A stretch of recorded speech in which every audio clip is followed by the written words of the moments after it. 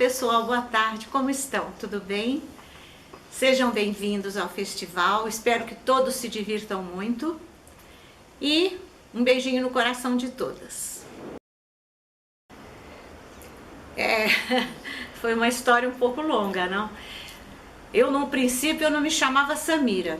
O Tony, quando eu dançava com o Tony Mosaic, ele me chamava de Luana. Engraçado. A Samira veio bem depois, quando eu dançava no restaurante Biermasa, e o apresentador, o Samir, ele gostava muito de mim, então ele me chamou de Samira. O início foi interessante, porque eu nunca tive uma aula de dança na minha vida, jamais eu tinha tido, não tinha a menor noção do que era. E eu desfilava, eu era manequim, também comecei do nada sendo manequim, ela me convidou, me viu numa festa, me convidou. E um dia, num desses desfiles, ficou um grande rombo, assim, faltou muita gente. Isso foi no Buffet Érico. Aí eu falei pra gerente, eu falei, eu posso fazer um número de dança, que na época eu tinha trajes que eu mesma confeccionava, de carnaval e tudo. Aí ela falou, você dança? Eu falei, danço, eu vou fazer. Então, eu fiz, e ela veio toda alegre, falando, eu estou precisando de uma bailarina árabe, eu tenho aqui um senhor, e eu não achava, porque naquela época não tinha, né? Isso foi em 78, imagine. Aí eu falei, tudo bem, mas eu não levei a sério naquela hora. Aí começou o desfile, fui desfilar com as meninas, ajudava a maquiagem, tudo. E aí esse senhor me ligou, era um senhor muito rico, que tinha, inclusive, era judeus árabes, era o bar mitzvah do filho dele. E ele falou, eu vou fretar aviões, e vinha gente de todo lugar. E falou assim, então eu quero uma entrevista com ela. E me ligou. Aí ele falou pra mim, você dança a moda do Cairo? Eu falei, danço. Aí depois eu falei, o que eu fiz, né? Porque ele era mesmo de lá. Eu falei, meu Deus, o que foi que eu fiz? Que moda do Cairo, que nada. Aí ele falou, você pode vir na minha casa, eu tô te esperando com a minha esposa, eu quero ver tua dança. Eu falei, tudo bem, eu vou. Eu vou. E levei 5 trajes, fiz 6 apresentações, olha que loucura. Loucura. Hoje, jamais ninguém faz isso. Dancei pra eles tomando uísque lá num terraço. E aí ele falou, você está contratada. Eu fiquei assim. Eu falei, é? Ele falou, quanto você quer ganhar? Eu pedi R$30 de hoje. Ele deu uma risada, né? Falou, ainda bem que você ainda é bem-humorada, né? Eu nem sabia, não tinha noção disso. E fiz o meu primeiro show no buffet. E depois começou uma sequência, dancei pro Ano Araxô na televisão, onde eu conheci o Tony Mosaic. Dancei com a banda ao vivo sem nunca ter visto. Aí o Ano Araxô me levou no Jockey Club, e daí foi, mas assim, do nada. E naquela época nós não éramos assim, não tínhamos técnica, ensaio, nós dançávamos com a alma só, e fazíamos muito sucesso. Então começou dessa maneira. Atualmente nota 1000, na época que eu estava dançando nota 0, as pessoas odiavam, né? Meus parentes mais velhos tinham horror, porque havia um preconceito muito grande e, naturalmente, mas era uma coisa que estava me levando para aquilo. Foi uma coisa assim que entrou na minha vida como um furacão, eu não esperava, aconteceu, é porque eu tinha sido predestinada, eu acredito nisso. Agora não, agora todos trabalham comigo, todos colaboram, minha filha, meu filho, meu genro, toda a família da Rai, a Rai, nossa secretária, enfim. Mas naquele tempo era um trabalho muito mal visto, sabe? Porque, muito tempo atrás, né, o preconceito era muito grande. Sim, havia a Sherazade, que foi a primeira, uma das primeiras. A primeira, na realidade, foi Zuleika Pinho, 54. Depois tinha a Sherazade, a Rita, a Daisy, que dançava no Chacrinha. A Rita e a Daisy eram chacretes. Elas vinham lá do Chacrinha, dançavam no Rio e dançavam em São Paulo comigo, a dança do ventre. Tinha a Márcia, tinha Olha, tinha umas poucas, na realidade não passavam de 10. Era pouco, pouco, pouco. E os conjuntos brigavam para trabalhar com a gente, saía briga. Nós fazíamos geralmente 3, 4 shows numa noite. Era puxado.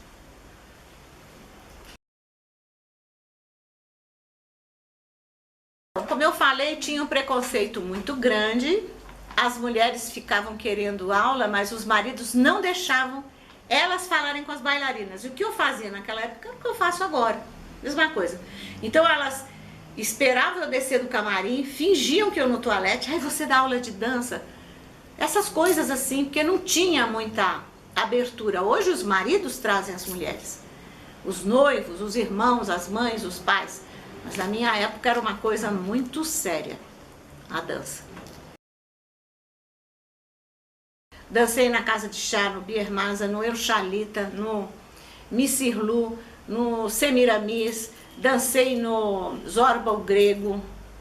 Esses foram os locais fixos, que era quase de sábado eu fazia, era um atrás do outro. Eu começava na Casa de Chá, ia para o Biermasa, ia para o Zorba, ia para o El Chalita, voltava, às vezes tinha que recomeçar. E depois viajávamos pelo Brasil inteiro, interior. Na realidade foi em 78 quando eu comecei, né? E depois foi 79, 80, 81 e foi embora, foi indo. Não tinham. Tinham sim, dançarinos de DAP, poucos. Mas homens mesmo, pelo menos no meu ambiente ali onde eu trabalho, não tinha. Depois é que chegaram assim, na época que eu comecei a fazer grandes eventos, aí eles vieram. Mas assim, quando eu comecei, não.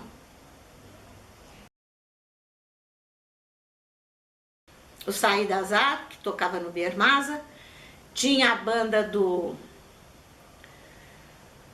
grega do Zorba, tínhamos o Tony Layun, já tínhamos o Jorge Aidamuz, o William, tínhamos o senhor, é tanta gente, né? Tinha o Nabil Naj também, tinham 6 ou 7 cantores e bandas. E eles nem se davam trabalho de... Eu chegava às vezes e dizia, o que vocês vão tocar pra mim? Lá, Samira, yala, lá, yala, Samira, shoi, yala. Como que diz, você sabe, vai. E tinha que tocar, tinha que dançar, tinha que tocar snuge, inclusive, sem ter tido aula. Era uma coisa assim, era sessão terrores. Depois, mais tarde, quando a Dalau veio pro Brasil, ela deu umas explicações assim, tipo 2 aulas que eu tive com a Dalau. Mas foi assim, porque no meu tempo nada, se fazia os trajes, as bijuterias, os véus, não havia estilista, não havia filme para você assistir, não havia absolutamente nada. Mas era a época que uma bailarina ganhava uma fortuna. Nós ganhávamos muito bem, uma média de 1.500, 2.000 por noite. Caixinha, cachê não. Cachê era, digamos hoje uns 100, 150 reais o cachê. Mas havia uma caixinha assim, muito grande, né? Comprei um carro, eu tinha 4.000 reais de caixinha, você acredita? Em dólares. E eu comprei também um carro quando eu fui para Bolívia. Fiquei 13 dias na Bolívia trabalhando. Quando eu voltei, comprei. Porque hoje você vê uma bailarina, não tem essa... Mas naquele tempo havia sim um valor. Hoje tem muita bailarina. Então, mas hoje vocês têm uma técnica espetacular. Uma coisa maravilhosa. Naquele tempo, a primeira vez que eu vi um vídeo aquele tijolão pesado lá do Tony, né? Eu chorei. Eu fiquei tão comovida que eu chorei. Falei, meu Deus, olha, nós íamos fazer um show, a Rita e eu, com o Tony Musai, que ele falou, hoje eu tenho uma surpresa para vocês. Sobem lá no apartamento que eu vou mostrar. E ele mostrou. Suherzek, Fifi Abdo, todas as bailarinas. Eu fiquei assim, eu chorei. Porque eu nunca tinha tido a oportunidade de ver. Nós não sabíamos, né? Não tínhamos informação nenhuma.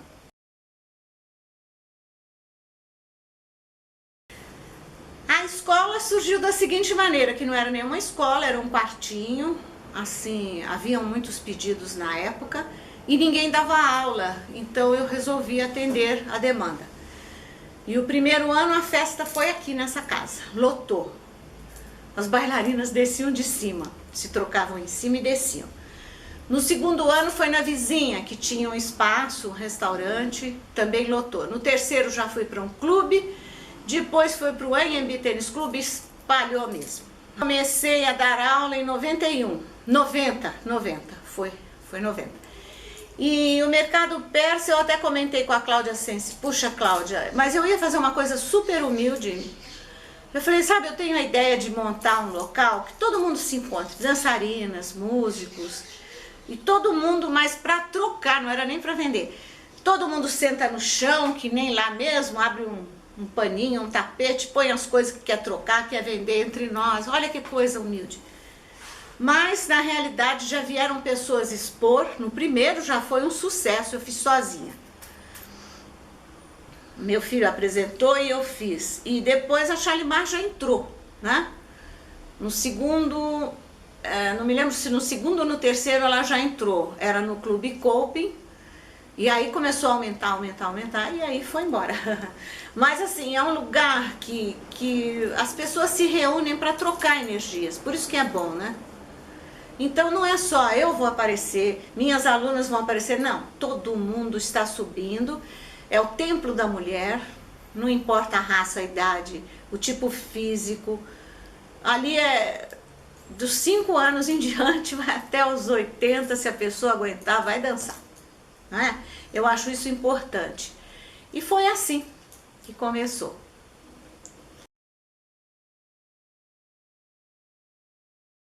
A dança cigana, eu fui fazer show no Farol da Barra, que era na mesma rua do Biermassa. E eu ficava rodeada de ciganas ali. Então eu comecei a fazer dança cigana, inclusive Shalimar dançava comigo também. Então foi em 82, foi em 1982 isso. E muito pouca gente fazia. Então agradava muito essas coisas todas, porque não havia uma abertura como existe hoje, né? Hoje tem, toda academia tem, mas naquele tempo não tinha. E as pessoas procuravam muito a gente para ensinar, né? Shows, aí viajei pelo Brasil inteiro com a dança cigana também. A dança havaiana eu comecei a fazer também, porque não tinha.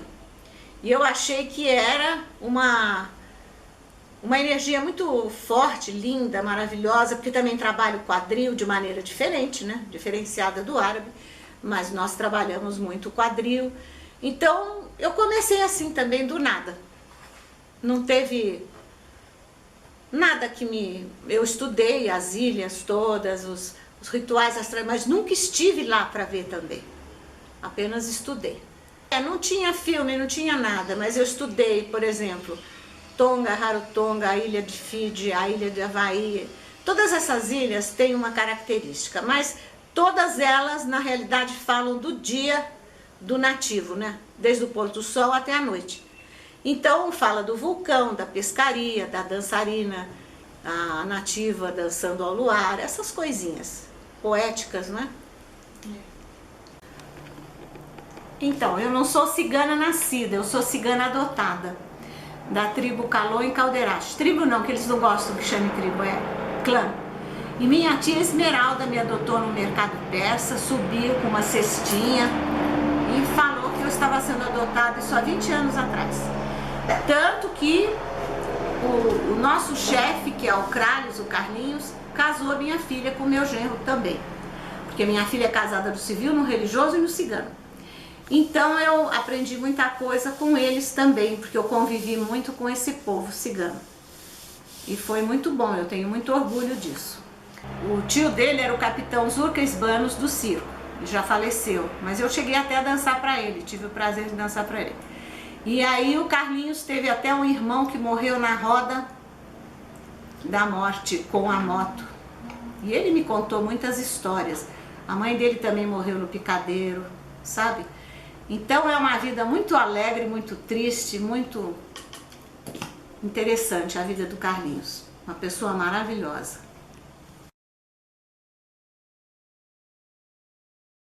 Cada vez tínhamos um modismo. Começávamos com um tipo de traje, depois vieram começamos o traje mais simples, depois começamos com muita ombreira, aquelas pontas na cabeça que a Cláudia usava também umas... A Cláudia e a minha filha, as duas. E cada vez era um tipo de moda. Depois veio a moda sereia, enfim, foi mudando muito o estilo. E o que mais foi mudando? Aí teve uma inflação de bailarinas, que também mudou bastante. E o que mudou do começo? Naquele tempo as pessoas eram mais contratadas, hoje não. Hoje o pessoal vai dançar, nossa, eu não quero nem saber quanto elas cobram, porque é um absurdo, né? É uma pena, porque hoje a menina que estuda hoje, ela tem um alcance, um acesso espetacular, em termos de tudo. Vem todo tipo de pessoa para o Brasil para ensinar. E, no entanto, não tem um lugar fixo para ela poder trabalhar. Quisera eu poder ter um lugar fixo para chamar as bailarinas sempre. Eu gostaria muito.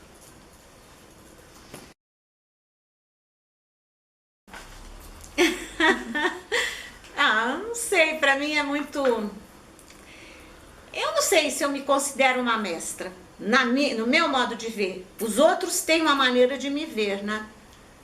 Eu já me vejo de uma forma tão simples, sabe? Porque eu vejo o que as meninas fazem e eu vejo como eu fazia. Então, o que eu posso dizer é o seguinte, que o que eu tenho muito mesmo foi trabalho. Trabalhei muito, muito, muito, muito. Mas foi só isso. Mestra, não sei. Eu vejo assim um pouco exagero. Mas se o pessoal gosta, não é? É uma obrigação da dançarina. Nós temos que passar o que nós temos de melhor. Então, a vida nos oferece todos os problemas que todos têm. Claro, toda dançarina tem até mais. Porque nós temos uma vida assim familiar muito corrida, mas nós temos a obrigação de passar o nosso melhor. Não tem como você dançar de cara amarrada, pensando, não, chegou lá, desliga o botãozinho, liga o outro. Então tem que estar sempre sorrindo, mesmo cansada, mais uma foto, responder as perguntas das pessoas, porque a pessoa te vê sob um enfoque, né? E aquilo marca, ela vai lembrar sempre de você, você vai esquecer a pessoa, mas ela vai se lembrar sempre, nossa, ela me atendeu assim ou daquela forma. Então é necessário você ter sempre esse aplombo para atender as pessoas. Eu tenho 73 anos e agora em outubro, no Dia das Bruxas, vou fazer 74. E a pessoa que dança, ela vai realmente se manter jovem, mentalmente, fisicamente, emocionalmente, espiritualmente. Porque a dança, ela é uma terapia para o corpo e para a alma, né? E também porque você dançando, você produz hormônio. Nunca na vida tomei hormônio, nunca. Que eu acho que não gosto disso. O útero trabalhando com a dança do ventre, ele produz hormônio. Então você se mantém sempre jovem, você se mantém disposta, alegre. É isso aí. Meu sonho, eu sou aquela que nunca foi para o Egito. Todas foram, eu nunca fui. Por que que eu nunca fui? Uma série de eventos, mercado persa, que antes eram 2 por ano, chegou a ser 2. Depois a Shalimar não aguentou mais, passou para 1. Então, saía de um, entrava em outro. Eu nunca tive, assim, a ocasião de dizer, não, eu vou sair um mês. Nunca pude. O meu sonho realmente é ir para o Egito. Esse aí, e a Cláudia Sense lá, cansou de me coçar. Samira, vem pra cá. Eu falo, Cláudia, é que sai de uma coisa, já entra outra. Você vê aqui, tem 3, 4, logo vem o mercado persa de novo, o tempo passa. É assim. Mas um dia eu chego lá. Eu estava falando hoje mesmo com a minha secretária, puxa vida, eu entendo bem o inglês e falo alguma coisa. O meu arrependimento é não ter estudado e falado assim fluentemente, como eu falo italiano, francês, o castelhano e tal. Mas eu falei isso hoje para ela. Falei, puxa, Rai, isso eu me arrependi quando eu era mocinha. Eu leio inglês, leio francês, mas assim, são línguas mesmo, porque é necessário. O medo é tipo assim, olha, eu sou muito apegada com a minha família, né? que alguma coisa aconteça com um deles. Eu ainda sou aquela mãezona que gruda no meu genro, na minha filha, no meu filho, e às vezes eles ficam irados com isso. Mãe, se toca, mãe, eu juro, né? Mas o medo é esse, o medo não com relação a mim, com relação àqueles que eu amo. E não só meus filhos, não, são muitas pessoas. Eu tenho muitos, como não tenho? Agora, o maior defeito, eu às vezes estou assim, lá em cima, daí eu vou pro down total, né? Escorpião, né? A gente rasteja ali. E aí tá vendo tudo negro. Mas a sorte é que eu me recupero rápido, eu não tenho depressão, não tenho nada disso. Então eu vou assim, mas não é tipo assim, não é uma bipolaridade, é mesmo essa coisa do escorpião, né? O escorpião tá sempre, sabe? Up, down, up, down. Eu acho que é esse. Não manter assim um equilíbrio, uma coisa assim. Agora, raramente, quando eu era mais moça, sim. Agora, também quando eu perco, mas não é assim uma coisa do outro mundo, não. Mas, como todo mundo, quando a coisa tá assim, chegou num nível assim que... Aí eu perco sim, eu perco sim. Avançar é você fazer tudo que você tem desejo, com dedicação, como eu citei antes. Aliás, uma das coisas que eu tenho desejo também para avançar, escrever um livro. Isso ainda eu quero, mas para isso eu tenho que ficar assim, muito retirada, sossegada, tipo numa casa de praia, uns 2 meses. Eu tenho muita facilidade para escrever. Então, avançar para mim seria agora escrever um livro, que eu não pude ainda conseguir fazer isso, né? Coragem é enfrentar todas as dificuldades que nós temos no dia a dia, que são inúmeras. Principalmente para quem dança, porque não é fácil. Hoje o espaço da dança está muito concorrido. Então, coragem é você estar sempre ali, repetindo a mesma coisa, falando a mesma coisa, ensinando a mesma coisa e olhando que o resultado às vezes nem sempre é o esperado. Mas insistir sempre, que depois, um belo dia, você vai colher os resultados. Isso é coragem. Meu passado foi enorme, muito, muito, muito grande. Eu vivi muito e eu vivi intensamente. Tudo que eu vivi intensamente. Então, tem coisas que eu digo, poxa, será que eu poderia ter modificado isso, poderia modificar aquilo? Mas eu acredito que não, que as coisas estão entrelaçadas, sabe? E às vezes é o destino mesmo, como no meu caso, eu tinha que acabar fazendo o que eu fiz, porque minha família não admitia de jeito nenhum que eu dançasse. Então, meu passado foi um passado de ter que me afirmar sempre para a família, que era terrível naquele tempo, e foi uma briga, sabe? E eles me botando para baixo. Eu falei, então eu vou transformar esse preconceito. Tanto que hoje as 4 gerações sobem no meu palco. Até a avó, da avó, sabe? Então, hoje os maridos estão lá, os irmãos, eles não estão sofrendo o que eu sofri. Elas, né? Porque eu sofri bastante. Meu passado foi um pouco pesado em termos de trabalho. Daqueles que se foram, meus entes queridos, que eu sou muito apegada a todos.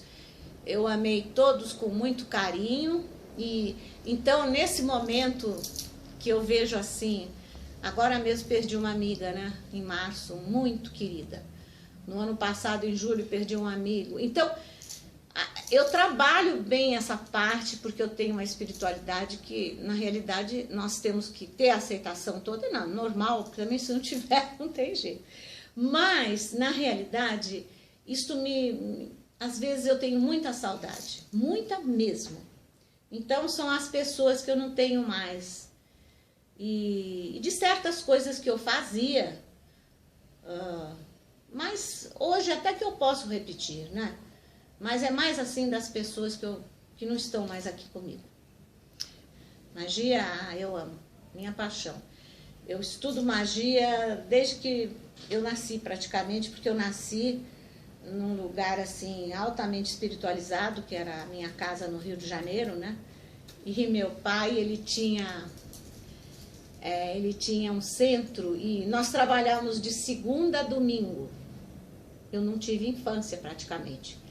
Então, segunda-feira era o dia da linha da Índia, acendiam as luzes azuis e tal. Mas era muito bonito aquilo. Então eu nasci nesse meio. Meu pai tinha a maior biblioteca de magia. Aí ele dizia, filha, daqui para aqui você pode ler, daqui para lá não. Aí eu ia dali para lá. Então eu estudei profundamente todos os livros. Eu tenho uma coleção muito grande de livros de magia, de ervas, de cristais. Estudei a magia das velas, mandalas e adoro ufologia também. Eu gosto muito de ufologia. Então, eu acho fascinante o estudo da magia. Recomeçar sempre. Recomeçar. Às vezes eu tô lá, eu digo, meu Deus, eu não aguento mais isso. Agora acabou, esgotou. Depois de 3 horas eu tô recomeçando de novo. Aí, depois de uma semana, ai, meu pai, vamos recomeçar. Recomeçar mesmo, é recomeçar. Uma pessoa um pouco ingênua, meia criançona, que eu sou mesmo, eu sou criançona. E uma pessoa que tem ainda uma esperança de ver dias melhores aqui para todos, não é? Eu gostaria de ver esse planeta estar diferente, pelo menos no dia que eu for. Cada um tem que ter essa convicção para ajudar também a energia cósmica a transmutar o planeta. Então, é isso. Meu pai era médium então ele foi lá no Palácio do Catete e me levou. Aí ele me fez sentar no colo dele, passou a mão no meu cabelo e falou, que menina bonita tal. Eu me lembro, porque era uma coisa diferente, né? Eu me lembro de um bioma todo incrustado de materiais ricos que ele tinha. Nossa, era marfim, era tudo. E ele falou, você gosta de Coca-Cola? Eu falei, gosto. Ele falou, Gregório, leva ela para a cozinha e dá Coca-Cola para ela. Aí eu fui com o Gregório e ele se consultou com meu pai. Eu me lembro disso. E depois meu pai foi para a Argentina atender o Perón.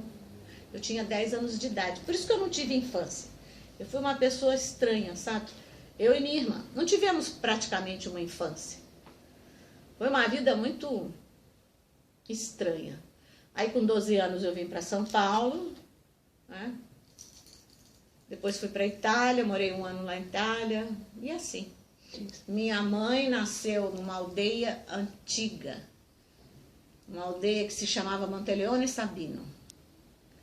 Essa aldeia era famosa por mulheres muito bonitas. A Gina Lollobrigida era de Subiaco, pertinho. Então, as mulheres mais lindas da Itália nasciam lá, eram bonitas mesmo. E meu pai, ele nasceu aqui, mas toda a família dele era de Nápoles. Então eu tenho sangue 100% italiano. Já meus filhos é meio árabe e meio italiano. Meu marido era árabe, nascido aqui, mas era árabe. Muita dedicação, muito carinho para as mestras e professoras, muita humildade, porque eu naquele espaço, nossa, eu sou a melhor ali, mas quando eu vou lá para o outro espaço, nossa, olha aquela menina, tem mulheres maravilhosas dançando no Brasil. Então, sabe, eu chamava de lantejolite aguda. Não deixa a lantejola subir na cabecinha.